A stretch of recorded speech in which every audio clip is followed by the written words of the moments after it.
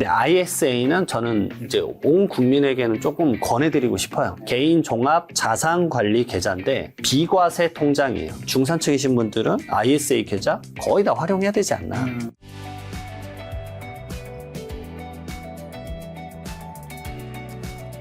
네, 오늘 세무법인 리치의 대표 세무사 이장원 세무사님과 함께하고 있는데요. 이번에 정부에서 뭐 이게 증시를 더 활성화시키기 위해서 한 것 같긴 한데, 국내에 복귀한 서학개미한테 이제 양도소득세 감면해 주겠다. 이게 뭐 사실 뭐 달러가 원달러 환율이 뭐 이제 서학개미 때문에 많이 너무 오른다. 이런 뭐 이야기도 있었기 때문에 이런 거 뭐 또 그 다음에 한국 증시를 더 상승시키기 위해서 이런 정책을 펼치려고 하는 것 같은데, 요거 조금 더 구체적인 내용 한번 설명해 준다면요. 요거 이제 그날 바로 뭐 크리스마스 이브에 나왔죠. 그래서 네. 전날이 23일까지 보유했던 해외 주식 매각해라. 매각하고 그거 원화로 환전해서 네. 국내 주식 사면, 그래서 장기 투자하면 아마 제가 봤을 때 시점이 한 1년 이상일 것 같아요. 그러니까 1년 이상 좀 보유해라. 그러면 해외 주식 양도소득세에 대해서 뭐 최대 1년간 한시적으로 세제 혜택 주겠다. 그래서 뭐 1분기 내년 1분기죠. 말 그대로 26년 1분기. 뭐 3월 이내에 복귀하면 뭐 100%, 2분기면 80%. 근데 이거 디테일 아직 안 나왔어요. 그래서 많은 분들이 나와야 좀 뭘 하지. 막상 지금 팔았는데, 물론 이제 내년이 돼봐야 되는 상황이기는 한데, 정말 급박하게 이런 대책들을 내는 거 보면 진짜 이슈가 좀 되구나.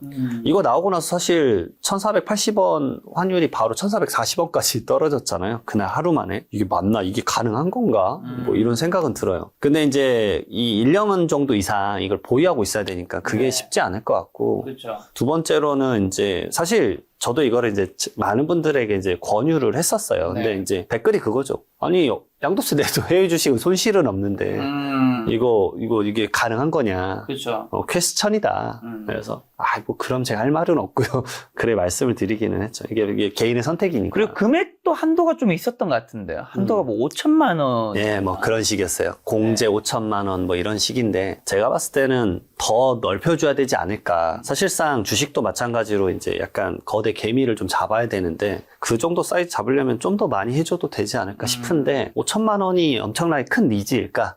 저는 개인적인 퀘스천 좀 듭니다. 그러면 만약에 어쨌든 이런 것들을 위해서 양도세 같은 거 감면해주고 한다면 이게 사실은 장단점이 다 있는 거죠. 실제적으로 미국 주식이 더 올라버리고 한국 주식이 뭐 별 시원찮으면 결론적으로 나 시간 지나면 별로인 거고. 근데 단기적으로 보면 어쨌든 미국 주식을 팔았을 때 내가 세금을 면제받을 수 있으니까 단기적으로 굉장히 이득인 거고. 각자의 선택의 영역인 거겠죠. 맞습니다. 해외 주식으로 이제 약간 재미 못 봤다 하시는 분들은 뭐 그냥 국내 주식으로 옮겨볼까? 뭐 이렇게 이제 생각 가질 수도 있겠다. 근데 진짜 이거는 퀘스천입니다. 자, 그리고 ISA, IRP, 연금저축 이제 이야기 많이 들어봤는데 요거 좀 개념 정리하면서 요거 쉽게 좀 구분하는 방법이 있다면요. 사실 지금 이제 촬영은 뭐 12월 말이지만 네. 아마 영상은 뭐 1월에 업로드 되지 않을까 네. 싶은데 12월 달에 가장 많이 이제 저에게 요청 오는 게 이제 연말정산 컨텐츠를 좀 찍고 싶다. 그때 이제 많이 요청 주시는 것 중에 제가 그럼 12월 달 지금 당장 할 수 있는 게 뭐냐? 그러면은 뭐 별거 있냐? 당장 연금저축에 돈 집어넣어라. 연금저축 넣으면 세액공제가 되니까. 그러니까 세액공제는 즉각적으로 내 세금을 줄여주니까. 네. 근데 이제 전제 조건은 여유자금 있었을 때만 넣어라. 여유자금 없으면 왜냐면 도중에 빼면 결국 다시 기타 소득세로 토해내야 되니까. IRP도 마찬가지도 퇴직금인데 쉽게 빼기 어렵죠. 사실 이제 뭐 예를 들어서 무주택자가 주택을 산다라고 했었을 땐 뺄 수 있으니까 작년에 엄청 뺐잖아요. 그래서 통계적으로 나왔는데 거의 뭐 8조인가 뺐다 그러더라고요. 직장인들이 몇만 명이. 왜냐면 집 가격이 엄청 올라가니까 빨리빨리 여기서 돈 빼가지고 해야 된다. 뭐 그런 상황도 펼쳐졌고. 근데 ISA는 저는 이제 온 국민에게는 조금 권해드리고 싶어요. 그러니까 소액 ISA. 투자하시는 분. 예. ISA가 개인 종합 자산 관리 계좌인데 간단합니다. 국가에서 그냥 밀어주는 비과세 통장이에요. 말 그대로. 이걸로 너가 주식을 하면 얼마 정도 버는 거는 세금 안 거둘게. 그리고 그 이상의 수익이 생겼어? 오케이. 그러면 그거는 너의 종합소득세율과 합쳐서 계산 안 할게. 너가 종합소득세율이 최고세율인 뭐 지방소득세 포함해서 뭐 49.5%야? 오케이. 그거랑 합치면은 이득 벌어봤자 남는 거 없잖아. 네. 그러면 그냥 9.9%만 떼고 끝내줄게. 복권처럼 딱 이것만 딱 떼고 끝. 더 이상 신경 안 쓸게. 그렇기 때문에 이제 일반적으로 이제 중산층이신 분들은 ISA 계좌 거의 다 활용해야 되지 않나. 저도 제 거 채널에 이걸 찍었는데 지금 영상 일주일도 안 됐는데 저도 놀랐어요. 제 거 채널 웬만하면 10만 조회수가 안 나오는데 10만 조회수 나왔는데 여성분들이 진짜 많이 보더라고요. 그러니까 약간 직장 다니시는 분들이 재테크 목적으로 ISA 계좌는 웬만하면 만들자라는 게 다 통용되어 있는 것 같아요. 이런 것들을 이제 만들 때 장단점이 있는데 이게 약간 세테크 상품이다 보니까 더욱더 이 영상에 대해서 많이 집중하신 것 같습니다. 그럼 이 세 가지 계좌가 각각 만들어진 좀 목적은 뭘까요? 우선은 ISA 계좌는 방금 말씀드렸지만 뭐 네. 중산층의 단기나 중기 목돈 마련. 왜냐면 이것도 이제 3년에 한 번씩 해지할 수 있으니까 사실 네. 3년만 묶어두자 뭐 이런 네. 마인드로 하면 되는 거고 중도에 그리고 원금은 뺄 수 있습니다. 그러니까 좀 자유로운 게 있고 그다음에 IRP는 사실 퇴직금에 대한 연금화 유도죠. 왜냐하면 우리나라는 퇴직이 좀 빨라졌으니까 퇴직하고 나서 지낼 수가 없으니까 이거 연금 형태로 좀 받아가라. 뭐 그러면은 좀 저리로 좀 해줄게. 이사 그 세율을. 연금저축도 마찬가지죠. 개인이 자발적으로 노후 대비해라. 왜냐면 우리나라 공적연금에 한계가 있으니까 좀 보완해서 그러면 세금을 깎아줄게. 뭐 이런 목적입니다. 자, 그럼 세무사 입장에서 이건 안 만들면 꼭 손해라고 말할 수 있는 계좌는 뭐가 될까요, 이 중에서? 이 중에서 저는 당연히 ISA 네. 계좌. 저도 당연히 하고 있는 거고 네. 이제 여기가 이제 연한도라는 게 있지만 비과세 혜택이 있고 그다음 손익 통산할 수 있고 뭐 장점이 너무 많아요. 그렇기 때문에 일반적으로 이제 한도는 있지만 네. 이 정도 금액으로 이제 하나의 뭐랄까요? 이게 사회초년생한테 더 중요한 것 같은데 일정 금액만 넣고 투자 연습을 여기서 해보는 거를 저는 권해드리고 싶어요. 자, 그럼 ISA 계좌 장점 좀 명확하게 좀 꼽아주신다면요? 첫 번째로는 아까 말씀드렸지만 손익 통산할 수 있다. 네. 그러니까 내가 어떤 뭐 예를 들어서 예금 그다음 펀드 막 각자 가입을 해버리면 마이너스 난 걸 다른 플러스 난 거에서 이렇게 통산을 안 해줘요. 그러니까 마이너스 난 건 그냥 세금 안 내고 끝이죠. 왜냐면 손해만 본 거니까. 그렇죠. 근데 플러스 나면 너 따로 이제 뭐 15.4% 내. 요런 것들에 대한 관점이 크니까 그 손익 통산을 해가지고 적용을 해주니까 아주 나이스하다. 그리고 이제 국내 주식 투자할 때 이점이 많죠. 왜냐면은 주식에서 손실이 나더라도 여기서 이자, 채권에서 이자 벌어들였으면 이게 손익 통산되니까. 그러니까 이제 국내 주식에서 만약에 매매만 한다 그러면 사실 엄청난 장점은 없어요. 왜냐면 어차피 웬만한 사람들은 대주주가 아니니까 세금 안 내요, 어차피. 그렇죠. 예, 그러니까 배당이나 ETF 투자자.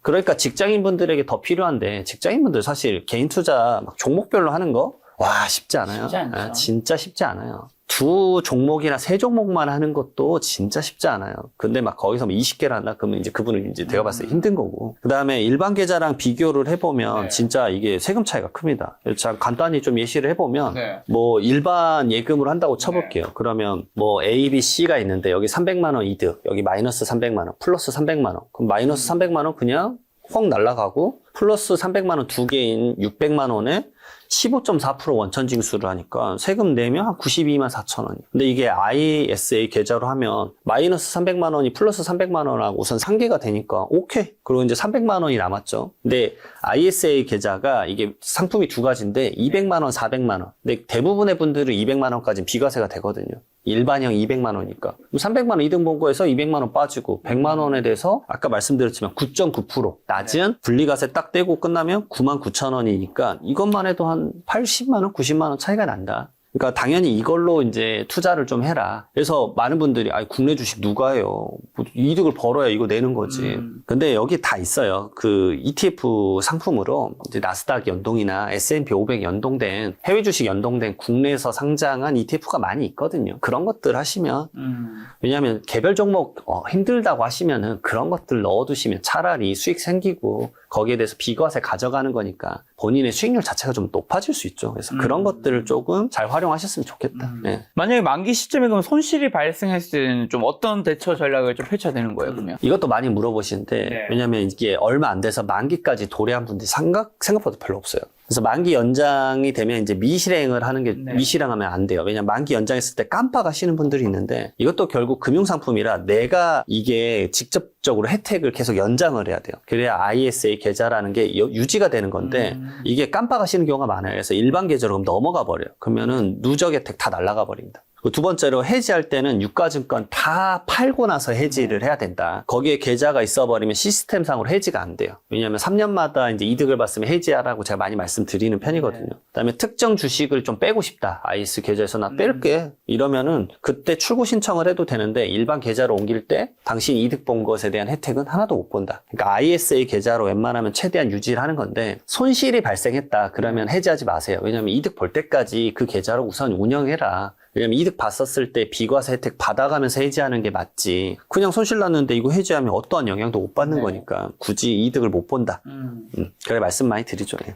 그러면 또 ISA 계좌 반드시 만들어야 한다면 세무사 입장에서 반드시 알고 있어야 할 또 주의사항은요? 이게 3년마다 갱신하셨으면 좋겠어요. 근데 전제 조건이 이득을 봐야 돼요. 그러니까 이 ISA 상품에 대해서 이 정도의 세 혜택가 되는구나라는 정보만 입수를 하면 그 다음부터 여러분들이 할 거는 어떤 종목 투자할 거냐에 대한 공부예요. 사실은 세금은 항상 후차적이니까. 우선 벌어야지. 못 벌었는데 무슨 맞아요. 세 혜택가 무슨 소용이 있어요. 세 혜택은 대부분 내가 번 돈에 대해서 세금을 내는 거니까. 맞습니다. 그래서 이제 의무 가입 기간이 3년이에요. 그러니까 3년은 기본적으로 넣어놓고 나의 목표를 잡는 거예요. 3년간 내가 무조건 수익을 번다. 야, 그래도 내가 3년간 하는데 비과세 200만 원까진 벌자. 그래도 이 정도의 목표는 잡고 나의 투자 연습, 사회초년생들이 나의 금융자산에 대한 이해, 자본시장에 대한 이해를 가져가면 제가 봤을 때 이게 나쁘진 않다. 그 정도만 딱 해라. 꼭 이제 좀씩 하시다 보면 여기다 자금 많이 넣고 이제 불나방처럼 막 하시는데 네. 그러면 너무 위험하다. 그러니까 연동상품 구매를 해서 이 자본시장의 추이가 이렇게 되는구나. 반도체 시장이 이렇게 돌아가는구나라는 것을 조금씩 배워보는 걸음마 과정으로는 정말 권하고 싶다. 이득이 딱 그래서 생겼다 그러면 3년마다 갱신을 해라. 왜 그러냐면 이 비과세라는 게 해지를 했었을 때 혜택을 받아요. 그러니까 내가 1, 2년 차에 돈을 벌었다 이미. 그러면 그거 했었을 때마다 비과세를 해주는 게 아니라 해지 시점에 짠 하면서 정산하는 개념이기 때문에 해지할 때 200만 이상 벌었다 그러면 바로 해지하세요. 300만 원 버셨어요. 그럼 200만 원 비과세 받고 100만 원 9.9% 내고 그 다음날 또 계좌 다시 만들어라. 또 3년 유지하면 된다. 아 그렇구나. 그러면 그런 식으로 연속선상을 가져갈 수 있네. 네. 그렇게 생각하면 됩니다. 그 지금 단어가 그러면 조금 헷갈릴 수 있어서 연장과 그다음에 해지 후 재가입이랑 뭐 갱신 비슷하지만 좀 다른 단어들이 나왔는데 아까 전에 이제 못 벌면 연장하고 벌면 해지 후 재가입을 하려고 했어요. 맞습니다. 못 벌면 어쨌든 그냥 연장하면 되는 거예요. 그냥 만기를 연장하면 만기를 연장하고 그다음에 그럼 벌고 나면 그 해지할 때 이제 그 세금에 대한 혜택을 받기 때문에 해지한다는 거죠. 맞습니다. 해지 안 하고 그냥 뭐 갱신한다고 하면 안 되는 거예요? 이 갱신의 의미가 해지 후 재가입의 갱신의 의미로 말씀하신 네, 맞습니다. 건가요? 예. 아. 예, 해지 후 재가입 새로 세팅을 해야 돼요. 약간 번거로운 거네요. 아니 그 예를 들면 내가 해지하거나 할 때 이거 어쨌든 폐쇄하고 다시 만들어야 되는 그런 게 있을 거잖아요. 맞습니다. 그냥 예를 들면 갱신한다고 그렇게 되면 은행도 나도 좀 편할 텐데. 그래서 지금 이제 그 개정을 하려고 하는 게 뭐냐면 이게 비과세 혜택이 200만 원밖에 안 되니까 200만 원 이상 번 사람들이 해지를 하려고 하는 거예요. 그걸 재가입하고.